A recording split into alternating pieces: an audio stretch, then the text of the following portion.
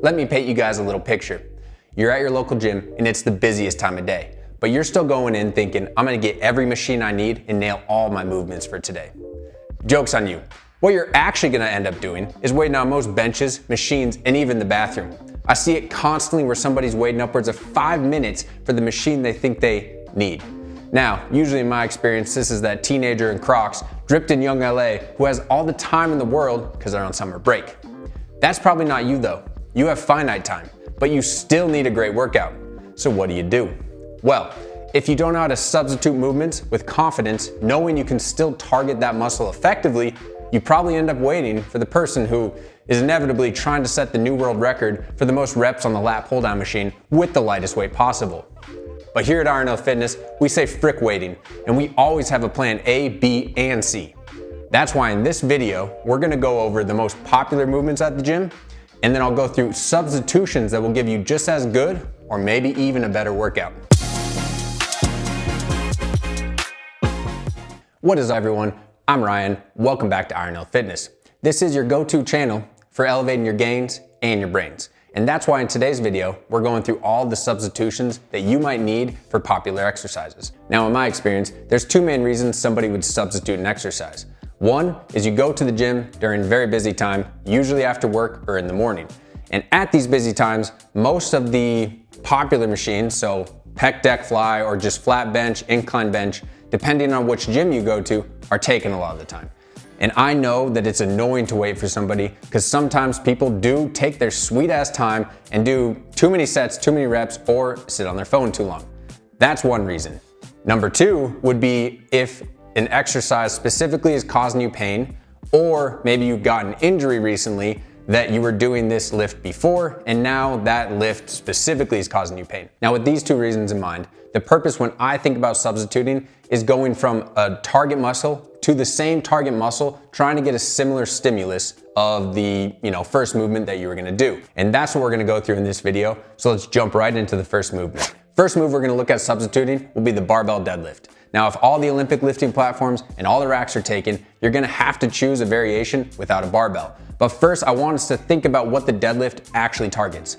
So for the barbell deadlift, you're gonna get a lot of glutes, quads, hamstrings, upper back, lower back, and a little grip strength, but we don't really think about it like that. So obviously this is a full body movement, but by taking away the barbell, we're not taking away most of the muscles that we work. Yes, you're not gonna be able to load it as heavily necessarily, but with tempo or with reps, we can still target it very effectively. So a couple of really good variations I like here will be kettlebell deadlift, or if you're stronger, because most gyms don't have a heavy enough kettlebell if you have a decent deadlift. So you can do dumbbells, right? Hundreds in each hand is still gonna be pretty taxing, but this is where that tempo comes in. If you could do 400 pounds on the barbell deadlift, then you go to dumbbells and you're holding 100 in each hand, yeah, you're gonna have to do a slower eccentric, which I'm showing right now. And this same principle applies with kettlebell deadlift. You could either go slow tempo, or with either of these variations, if you stand on something, you make it into a deficit deadlift, therefore making it harder. Now, let's think about if you have pain with the barbell deadlift. Should you still deadlift? In my opinion, yes, unless it's very sharp shooting pain and it's going down your leg, kind of like sciatic symptoms, then maybe stay away from the deadlift. We can think about other leg exercises.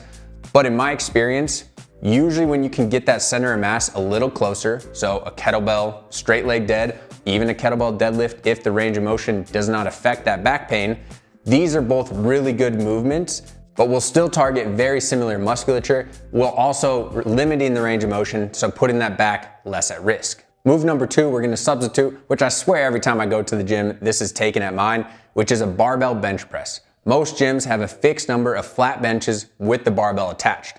So if that's taken, let's first look again at what the barbell bench press works.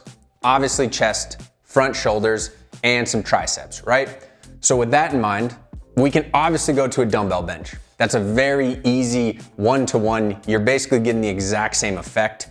Can you go heavier on the barbell bench? Sure. But in my experience, and what I like to coach a lot, is with the dumbbell bench, you can actually get a deeper range of motion most of the time, unless your gym, and this, if you got this day, you're lucky, has a cambered bar where you can go past your actual pecs, right? Okay, another one after that, let's say there's no dumbbells, there's no actual flat benches open either, machine chest press. Very similar thing, horizontal or vertical, doesn't matter. You're still getting a really good workout for pecs, shoulders, and triceps. Now, if both of those are taken, this one's not quite the same, but you're still gonna get a really good chest workout, would be a dip. Now there's a specific way you wanna try to do the dip. You wanna actually lean over the actual horns more to get the chest, versus if you're upright, you're gonna actually get a little more triceps. Now, if you're having pain with the barbell bench press, still, in my experience, I've definitely seen people handle and tolerate the dumbbell bench better or machine chest press better, usually because the technique isn't there, where first of all, both your hands are fixed in position and these kind of things. Usually you're gonna have better results and tolerate those movements a little better. All right, this is the classic one. The squat racks are all taken, right?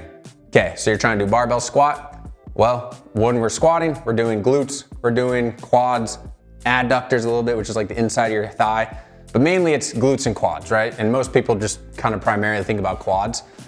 But if that's taken, man, there's so many exercises. This video would be massively long if I just started listing all the ones that I like to do instead of the squat. But my two that I would suggest would be Bulgarian split squat or a dumbbell reverse lunge. Yes, you could do leg press, but we're actually gonna get into that one next. That one would be a good, probably the best substitution for the barbell squat. But I like for us to kind of think outside the box. And Bulgarian split squat, yes, it's one-legged, but man, you're gonna cook that quad and especially that glute. So if you haven't tried that yet, I highly recommend that move. Dumbbell reverse lunge, similar kind of thing, cooking the glute, hitting that quad really well. And now obviously, if the barbell squat is causing pain, these other two, especially knee pains, most commonly what I see, especially the barbell or Bulgarian split squat and dumbbell reverse lunge, take a lot of the load off because the way you're going backwards, it's not putting all that frontal pressure on that knee as you translate forward with knee over toe. And obviously, if the squat is taken, but you still really want to squat, hey, throw some dumbbells up, do a bodyweight squat. If you do enough bodyweight squats, you will be sore, I promise. And that's kind of the principle I want to put in your guys' mind for this video, is just because an exercise is taken does not mean you have to wait to still get the same stimulus as what you wanted to get from the original exercise. Yes, is barbell back squat with 315 for reps way better effective and gonna probably cause more potential growth than a bodyweight squat? Sure.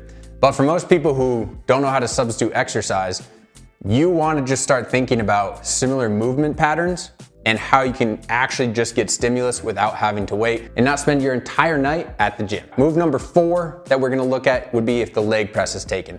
Most gyms don't have like 5 leg presses, and usually they are filled up at busy times. So this musculature is very similar to the barbell squat. So you could use any of the two that we talked about in the previous example. You could even barbell squat if that's open. But a good one I like here as well would be a dumbbell goblet squat. Yes, is this gonna be easier than a leg press? Sure, go more reps, use tempo, and you can hold a pretty freaking heavy dumbbell in a goblet squat, right? In a front rack position like that. All right, now let's look at barbell military or dumbbell military is taken. Now, barbell military, I know most gyms have a specific machine with the barbell over it, right? Now, if that's taken, you're gonna have to find something else. But for dumbbell military, I feel like some people think it's taken just because those little seats that have basically like that back part where you can sit into, or an incline bench, since there's none of those, they can't do it. No, you can literally stand here just like this, get both dumbbells to your shoulders and rip some reps, right? That's dumbbell military still. So I feel like that's kind of a lame excuse, but we'll still talk about substitutions. One I love would be a landmine press. Man, you can do this one-handed, both-handed. You can even throw a little push press in there. You can really get creative with this. And one of the things I really like about the landmine press is where it keeps your shoulder position. Specifically for people who have a hard time going overhead with, full range of motion, internal rotation, whether that's causing pain or maybe you just lack that mobility. A landmine press where it's kept in front of you and you're pushing through is a great position for most people. It's gonna take away that pain that you might get with an overhead press, and you can still load it super heavy. So another one would be, and this is pretty reductive, I guess, in terms of if you're going from barbell military, dumbbell military to this, but either pike push-ups, so on a box, or if you can, handstand push-ups against the wall, or if you're really cool, handstand push-ups just, floating there, which I can't show you because I can't do that. All right, I got a couple more for you guys. So lat pull downs taken, very common, right? There's usually not too many of these either at a machine. That's kind of the gist of this video. I try to pick the most popular exercises and also the ones that gyms don't just have like 15 lat pull down machines. Okay, lat pull downs taken, easy, right? Lat pull down, if we think about it, you're just doing a vertical pull. Well, pull up looks exactly the same, and in my opinion is even better if you can do them with really good technique. So if you really want to challenge yourself and you have the strength for it, you can do a weighted pull-up, or you can just do normal pull-ups with full range of motion, controlling the eccentric and pausing at the bottom. Trust me, those are way harder than when you just basically rep out with some swinging and momentum and all that trash, right? Or what I've actually been doing a lot at least recently will be I start with normal pull-ups, sometimes weighted, sometimes not, depending on my rep range. I will then go to complete failure on those. And then when I know that I'm just not gonna get as many reps as I want, I go to that assisted pull-up machine. I freaking love that thing because you can control your eccentric so well, and then really make sure as we pull up, we're getting that chest through and elbows down and back. All right, last but not least, and definitely not least, because I feel like this is one of the most underrated movements for guys, not for girls. Girls know about this, right? We need to take note, gentlemen.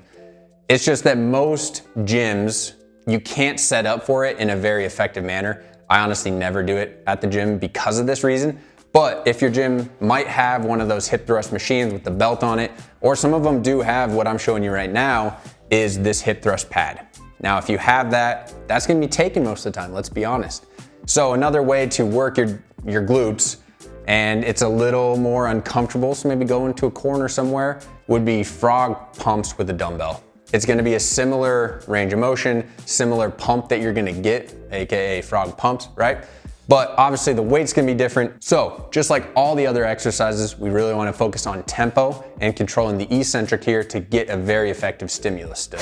All right guys, I really hope you enjoyed that video, and comment below if you have any other exercises that I missed and you want substitutions for it, because I literally have so many different movements for all these that, yes, this video could have been way longer, but I wanted to give you some bang for your buck and kind of hit you with the most common and also maybe not the most technically demanding movements so you can actually go out there and utilize them. So now you can go to your commercial gym at the busiest time and have no fear you're gonna get a good workout, because you can go in with the target, with a plan in mind, and then switch dynamically and substitute exercises here and there as you see fit.